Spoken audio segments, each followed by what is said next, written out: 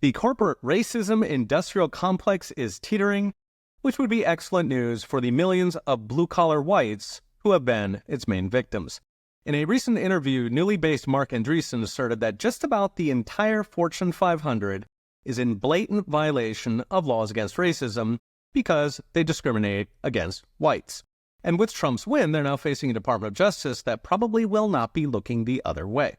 Now, Americans overwhelmingly reject racism in employment. The most recent polling by Pew found 74% of Americans say hiring should only be on qualifications, even if it reduces diversity. Interestingly, nearly two-thirds of blacks and two-thirds of Democrats also say hire on qualifications, not on race. Nearly three-quarters of Hispanics, whites, and Asians say ignore race as well. This is emphatically not what corporate America is doing. An in-depth article by Bloomberg tallied up hires in the year after the BLM riots, finding that out of hundreds of thousands of hires by big companies, just 6% of the jobs went to whites. Note, whites make up 60% of the American population. So at face value, roughly 9 out of 10 white candidates were discriminated against based on race.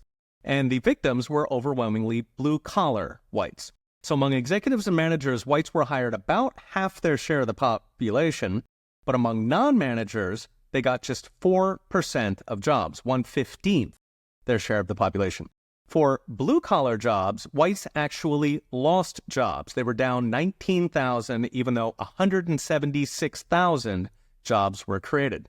Interestingly, blacks and Hispanics got only their population share of top positions, but they got fully 90% of blue-collar positions. In other words, corporate racism wiped out blue-collar whites. The alleged sins of white privilege were paid not by the rich, but by the distinctly non-privileged. Happily, we have a government agency that investigates racial discrimination in hiring, the Equal Employment Opportunity Commission. It commonly uses statistics to find what's called disparate impact, seeing if racial shares reflect the population.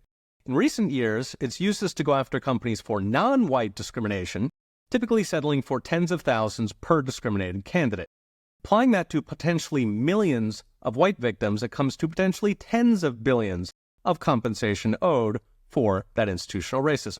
Of course, even tens of billions would not make it up to the victims whose careers were cut short or who struggled to feed their family because they were unfortunate enough to be the wrong race. So what's next? Brought to you by OnChain.com. Even before Trump's win, companies were already ditching their DEI discrimination.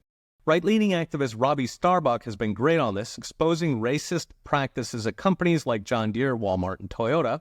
But with Trump's win, corporate America is now on notice. The EEOC itself will retain a Democratic majority until 2026 when Trump gets to appoint new commissioners.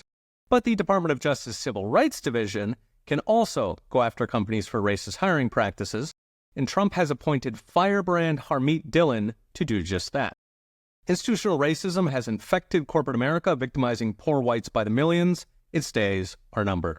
Okay, we'll be watching. See you next time.